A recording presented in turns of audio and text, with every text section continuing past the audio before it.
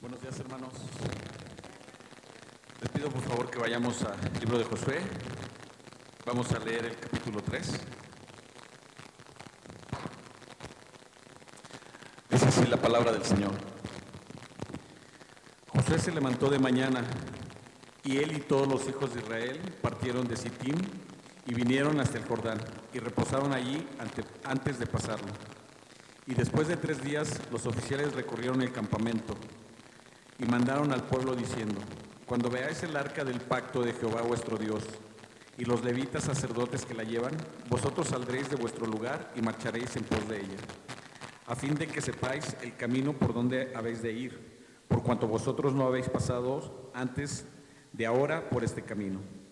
Pero entre vosotros y ella haya distancia de como 2000 codos, no os acerquéis a ella. Y José dijo al pueblo: santificaos, porque Jehová hará mañana maravillas entre vosotros. Y habló Josué a los sacerdotes diciendo: tomad el arca del pacto y pasad delante del pueblo. Y ellos tomaron el arca del pacto y fueron delante del pueblo. Entonces Jehová dijo a Josué: desde este día comenzaré a engrandecerte delante de los ojos de Israel, para que entiendan que como estuve con Moisés, así estaré contigo. Tú pues mandarás a los sacerdotes que llevan el arca del pacto diciendo: cuando hayas entrado hasta el borde del agua del Jordán, pararéis en el Jordán. Y Josué dijo a los hijos de Israel: acercaos y escuchaos las palabras de Jehová vuestro Dios. Y añadió Josué: en esto conoceréis que el Dios viviente está en medio de vosotros, el que él echará de delante de vosotros al cananeo, al eteo, al heveo, al fereceo, al jerjeseo, al amorreo y al jebuseo. He aquí, el arca del pacto del Señor de toda la tierra pasará delante de vosotros en medio del Jordán. Tomad pues ahora 12 hombres de las tribus de Israel, uno de cada tribu. Y cuando las plantas de los pies de los sacerdotes que llevan el arca de Jehová, Señor de toda la tierra, se asienten en las aguas del Jordán, las aguas del Jordán se dividirán, porque las aguas que vienen de arriba se detendrán de un montón. Y aconteció cuando partió el pueblo de sus tiendas para pasar el Jordán, los sacerdotes delante del pueblo, llevando el arca del pacto, cuando los que lo llevaban el arca entraron en el Jordán, y los pies de los sacerdotes que llevaban el arca fueron mojados a la orilla del agua, porque el Jordán suele sobrebordarse por todas sus orillas todo el tiempo de la siega. Las aguas que venían de arriba se detuvieron como de un montón, bien lejos de la ciudad de Adán, que está al lado de Zaratán. Y las que descendían al mar de Araba, al mar salado, se acabaron y fueron divididas, y el pueblo pasó en dirección de Jericó. Mas los sacerdotes que llevaban el arca del pacto de Jehová estuvieron en seco, firmes en medio del Jordán, hasta que todo el pueblo hubo acabado de pasar el Jordán, y todo Israel pasó en seco. Amén.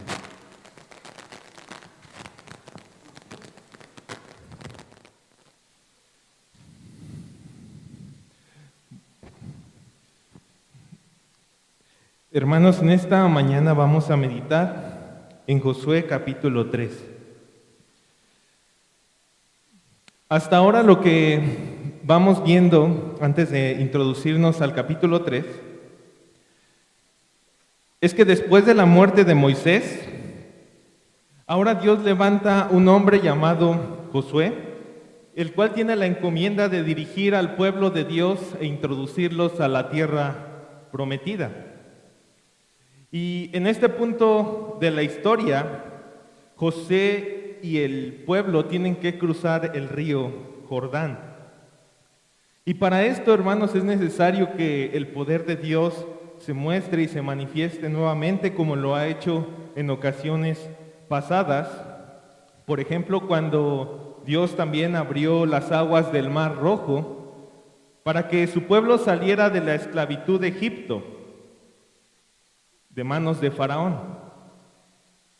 Y Dios también es el que cuidó de su pueblo todo ese tiempo que estuvieron en el desierto, proveyéndoles lo necesario para su sustento, maná del cielo, hasta llegar a este punto. Así que aquí nuevamente el poder, la mano de Dios se iba a manifestar como lo ha estado haciendo. Y en el capítulo 2 que pudieron ver la vez pasada, es donde sucede que Josué manda a unos espías, a 2 espías, y aquí tenemos la historia de Rahab, lo que hace con estos espías, que los oculta y después los descuelga con una canasta. Y ahora en el capítulo 3, hermanos, ahora en el capítulo 3, llegó el tiempo de cruzar este río Jordán. Y en este texto, en este capítulo 3, podemos ver algunas instrucciones que da Josué al pueblo. Por ejemplo, en el versículo 3, cuando veáis el arca del pacto de Jehová vuestro Dios y los levitas sacerdotes que la llevan, vosotros saldréis de vuestro lugar y marcharéis en pos de ella.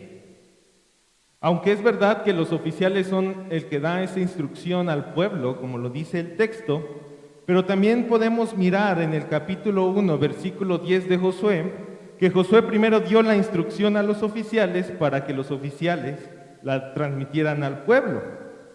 Así que esta instrucción que Josué da antes de cruzar el Jordán es esperar el arca y los sacerdotes que marchen primero para que después el pueblo vaya. Pero después en el versículo 5 Josué da otra instrucción y dice así: y Josué dijo al pueblo: santificaos, porque Jehová hará mañana maravillas entre vosotros. Y aquí la instrucción de Josué es: santificaos.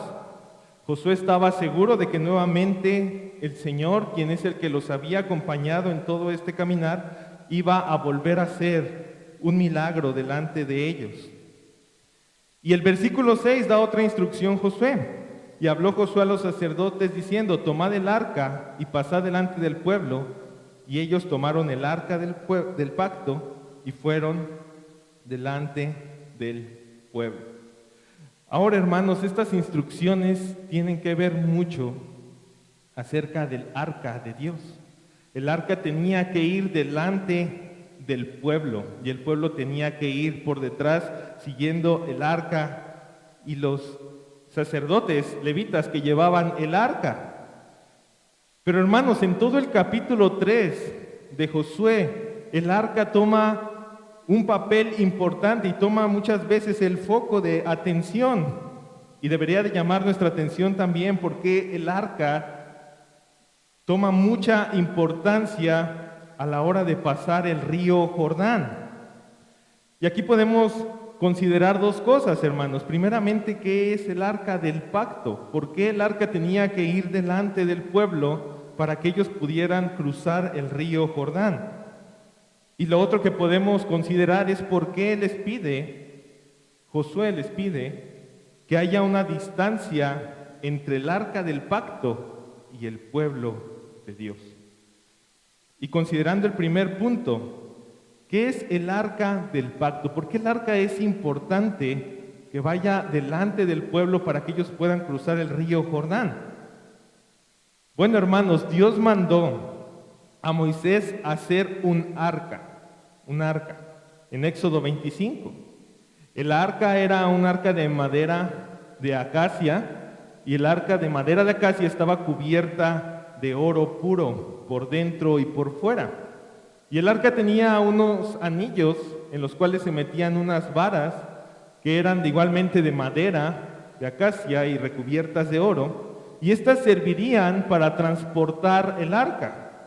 Las personas designadas por Dios, que fueron los levitas, los sacerdotes, llevaban el arca y la transportaban por medio de estas varas, sin tocar, hermanos, el arca, sino por medio de estas varas es que se transportaba. El arca tenía encima el propiciatorio. Éxodo 25, 21 nos habla de esto, tenía encima el propiciatorio. ¿Y qué era el propiciatorio? El propiciatorio era como una tapa que cubría el arca, una tapa de oro que iba encima del arca. Y tenía 2 querubines encontrados a los 2 extremos del propiciatorio de esta tapa. Y este instrumento, esta arca, hermanos, se encontraba dentro del tabernáculo, que también había Dios mandado hacer por medio de Moisés, se encontraba en el lugar santísimo.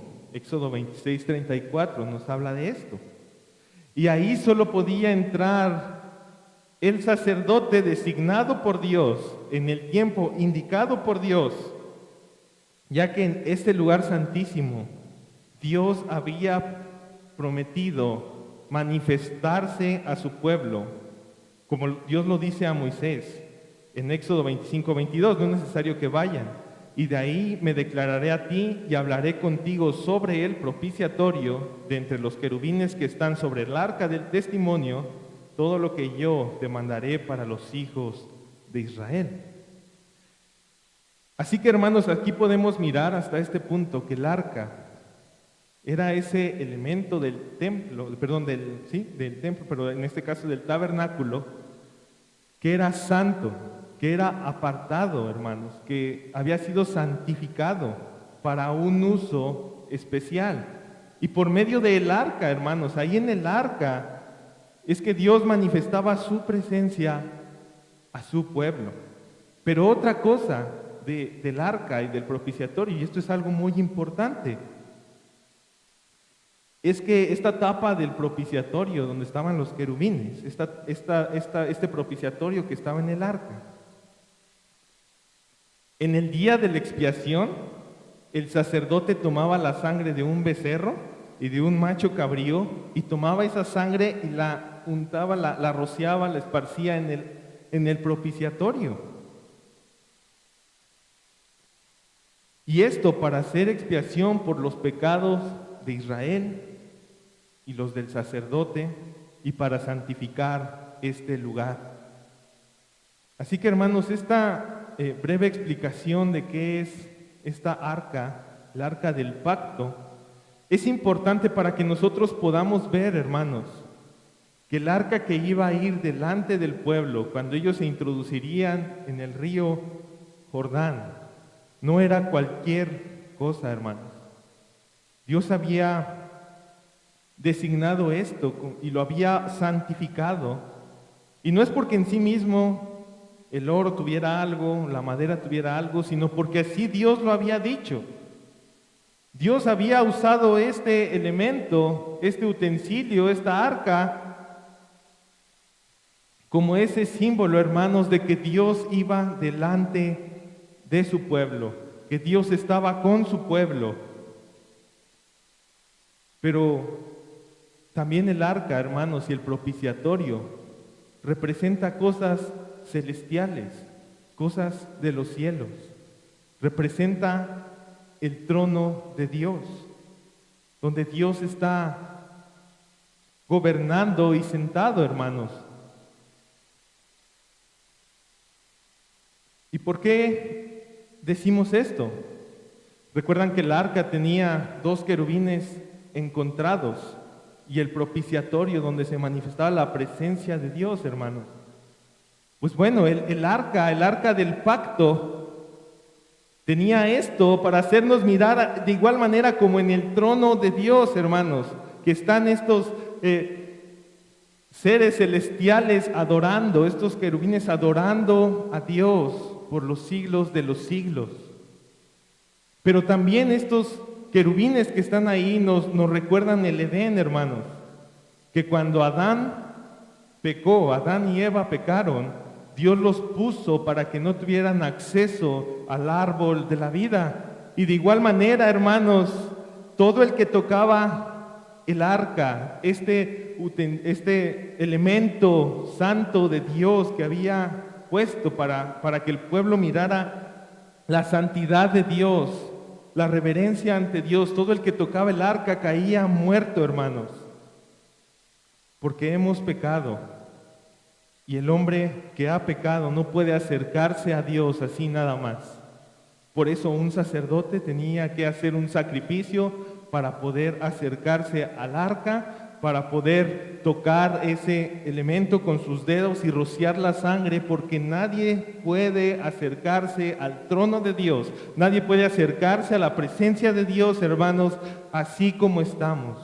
Es más, piensen en esto, piensen en los ángeles que adoran a Dios todo el tiempo, santo, santo, santo. Ellos no pueden como tal acercarse al trono de esta manera, aunque ellos no han pecado, hermanos. Ellos dicen que cubren sus rostros de la presencia de Dios y solo adoran. ¿Cuánto más uno de nosotros no podía tocar esa arca? Y hermano, el ejemplo está en Usa. Ustedes recordarán esa historia cuando el arca va a caer, toca el arca y muere fulminado.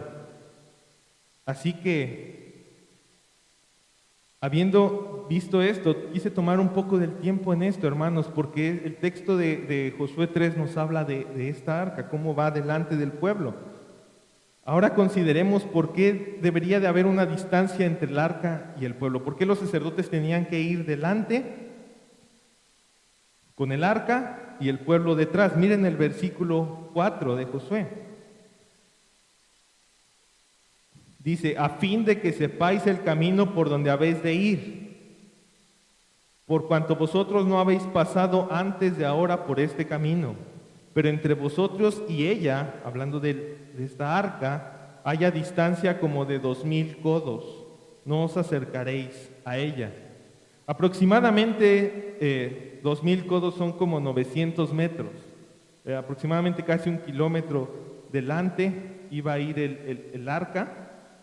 Y esto, hermanos, por dos cosas, como nos dice aquí el texto, a fin de que sepáis el camino por donde habéis de ir. Dios guiando a su pueblo e introduciéndolo, pasando por en medio de las aguas del Jordán. Dios es el que iba a dirigir, el que iba a ir enfrente, pero también no podían tocar el arca, no acercarse al arca, perdón, y no tocarla, por supuesto. Miren el final del versículo 4, no os acerquéis a ella. Y esta instrucción, este mandamiento que se ve aquí de no acercarse al arca, es por eso, hermanos.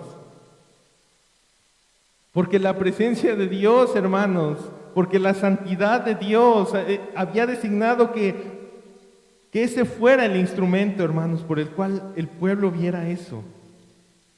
Y por eso no podían acercarse, pero a la vez tenían que seguir el arca. Así que esta es la primera parte de Josué 3 que podemos mirar, esa distancia y esa importancia de seguir el arca. Pero también Josué 3 nos habla de que Dios engrandeció a Josué a los ojos del pueblo. Miren versículo 7. Entonces Jehová dijo a Josué, desde este día comenzaré a engrandecerte delante de los ojos de todo Israel, para que entiendan que como estuve con Moisés, así estaré contigo. Dios estaba con Moisés, hermanos. Cuando se abrió el mar rojo en dos, fue Dios el que abrió el mar rojo. Dios estaba respaldando a su siervo Moisés, y de igual manera el pueblo tenía que saber que Dios estaba respaldando a Josué, que Dios estaba respaldando a Josué en todo lo que estaban haciendo, en todo lo que él estaba haciendo. ¿Y cuál era esta señal, hermanos? ¿Cuál era esta evidencia para que el pueblo se diera cuenta de que Dios respaldaba a Josué? Miren versículo 8. Tú pues mandarás a los sacerdotes que lleven el arca del pacto, diciendo, cuando hayáis entrado hasta el borde del agua del Jordán, pararéis en el Jordán. Y Josué dijo a los hijos de Israel, acercaos y escuchad las palabras de Jehová vuestro Dios. Versículo 10, añadió Josué, en esto conoceréis que el Dios viviente está en medio de vosotros, y que él echará de delante de vosotros al cananeo, al eteo, al ebeo, al fereceo, al jereseo, al amorreo y al jebuseo.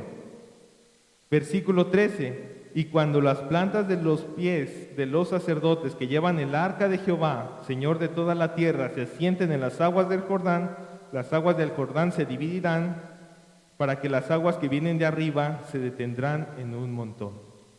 ¿Qué dice o qué nos quiere decir aquí el Señor, hermanos? Dios iba a engrandecer a Josué, porque Josué dijo estas instrucciones al pueblo antes de que todo esto sucediera. Y es decir, hermanos, si esto se cumplía tal y como lo dijo Dios, eso quería decir que lo que hacía Josué no venía de Josué, venía de Dios, hermanos.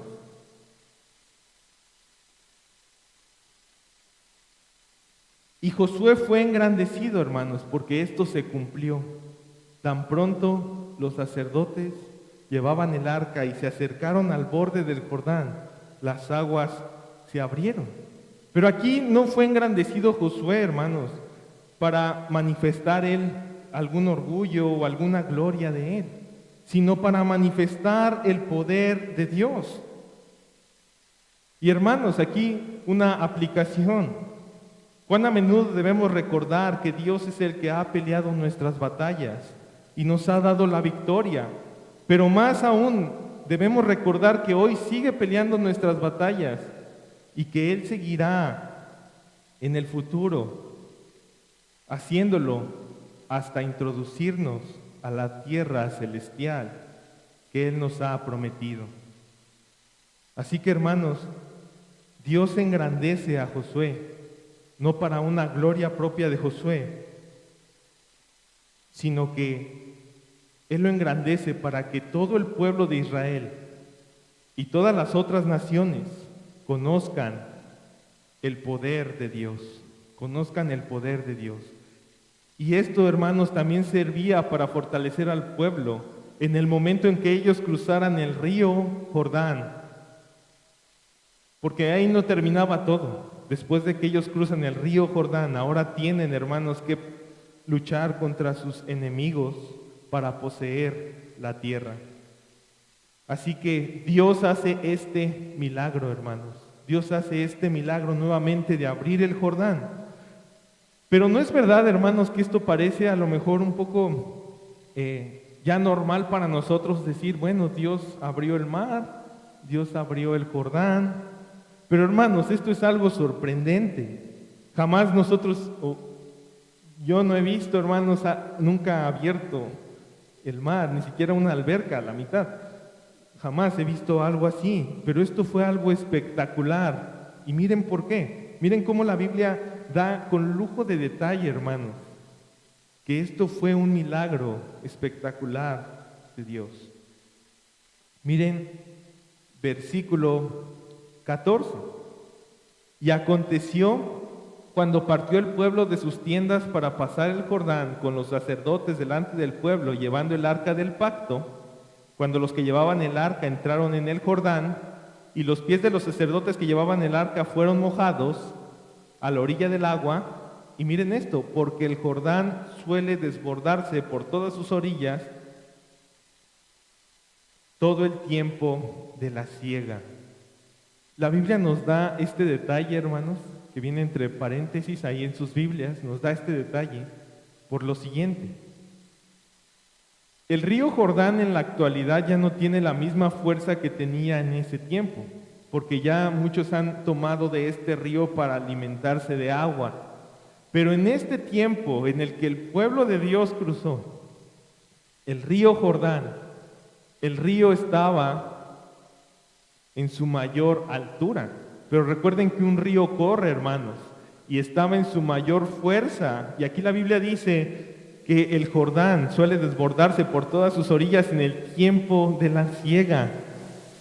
Infiriendo, hermanos, que en este tiempo que el pueblo pasó, era el tiempo cuando el río Jordán estaba más fuerte, más embravecido, más lleno. Y si había un momento, hermanos, para que el pueblo no pasara, por cuestiones humanas, por cuestiones de que era más peligroso, era el tiempo de la siega. Y fue en este tiempo, hermanos, que Dios dijo y los encaminó a cruzar el Jordán. ¿Y qué nos enseña esto, hermano? Esto nos enseña que Dios hizo esto tan imposible para el hombre, para que el hombre no se gloríe en sus fuerzas, para que el pueblo no diga, bueno, fue porque nosotros fuimos obedientes, porque nuestras capacidades, el río fue fácil de cruzar. Dios hizo esto, hermanos, para que el pueblo en un futuro recordara que era imposible para los hombres cruzar el río Jordán. Y por eso el arca que representaba esa presencia de Dios con su pueblo, iba adelante, hermanos, iba comandando este grupo. Y tan pronto estos sacerdotes que cargaban el arca, el agua tocó la orilla de sus pies, hermanos, el agua se abrió. Pero igual podemos decir, bueno, ya conocemos la historia, que se abrió, pero hermanos, como hombres nosotros sabemos que muchas veces en incredulidad no dudamos de las promesas de Dios, hermanos.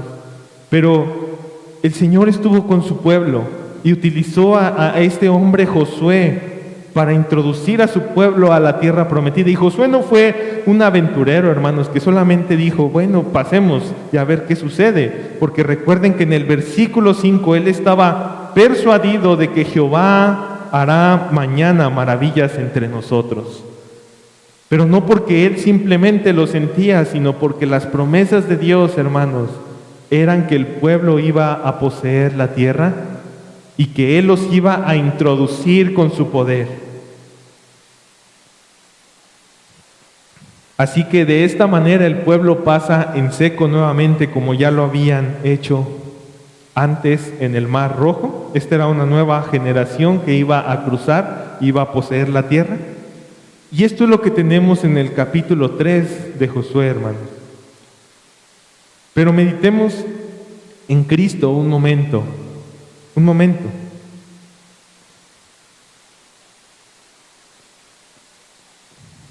Dios demostró que era el Dios de toda la tierra.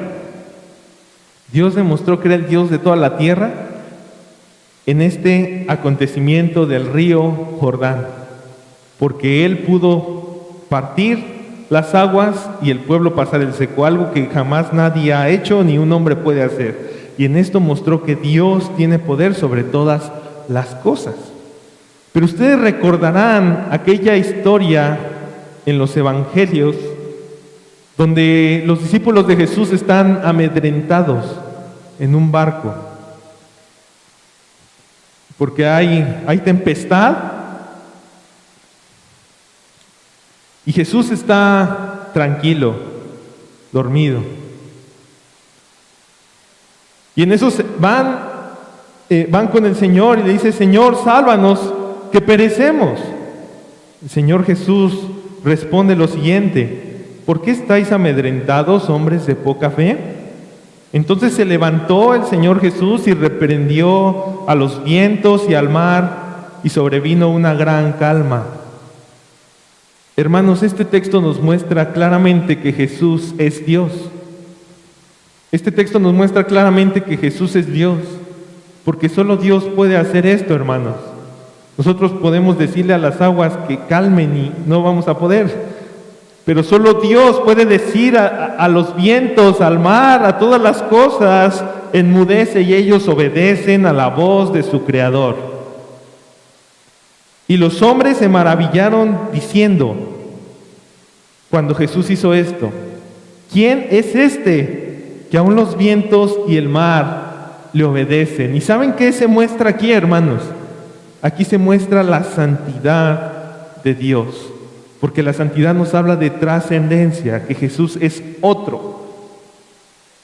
Es hombre, sí, es verdad, es hombre, pero Dios es otro Dios. Dios es otro. ¿Y a qué me refiero con esto? No quiero confundir. Quiere decir, hermanos, que Dios no puede ser comparado con nada. Que Dios no puede ser comparado con nada. Él es sublime, hermanos. Y aquí nos muestra esta santidad de Dios, porque los hombres, como dice un predicador que amamos mucho, R.C. Sproul, se sorprenden y temen ante la santidad de Dios, porque ¿quién puede hacer esto, hermanos? ¿Quién puede detener los vientos y el mar, sino solamente Dios? Así que Jesús, siendo verdadero Dios, pero también siendo verdadero hombre, Aquí en este pasaje que les leí, que está en Mateo 8:26, muestra claramente ante sus discípulos que Él es el Mesías esperado. ¿Por qué, hermanos? Número 1, Jesús tiene autoridad sobre los vientos, el mar, todas las cosas, sobre nuestra vida. Él puede perdonar pecados, Él puede decir a un paralítico que se levante. Y esto tenía que hacer el Mesías. El Mesías tenía que venir, sanar a los enfermos, mostrar su poder. Pero también en segundo punto, Jesús es el libertador, el mejor libertador de su pueblo. Es verdad, el pueblo de Israel fue librado de Egipto, de Faraón, fue introducido a la tierra prometida cruzando el Jordán, pero Jesús es el mejor libertador, hermanos, porque Él no nos sacó de una esclavitud solo de un país, hermanos. Él lo que hizo es que nos ha dado la victoria de la esclavitud contra el pecado y nos asegura entrar, no en una tierra física, hermanos, no en una tierra aquí, no en un reino aquí en este mundo material, sino que nos asegura entrar a la tierra que Él ha preparado en los cielos, en la cual moraremos por siempre con Él. Así que, hermanos, en esta mañana adoremos a nuestro Dios Trino, quien es el Señor de toda la tierra, quien Él gobierna sobre los mares, sobre los ríos, sobre nuestras vidas, sobre el impío. Él reina, hermanos. No hay un impío que pueda resistirse a su voluntad. Él gobierna sobre todas las cosas. Y adoremos a nuestro Dios, hermanos, porque no solamente Él nos ha librado de cosas materiales, de cosas de este mundo, que sí lo ha hecho, pero no solo eso, hermanos, sino que Él nos ha librado de nuestros pecados y nos ha dado una herencia en los cielos. Y Él nos espera ahí, hermanos, cuando todo su pueblo se reúna y todos podamos alabar como lo vamos a hacer ahora. Esto es un adelanto, pero ya, hermanos, cuando estemos con Él eternamente en la gloria. Amén.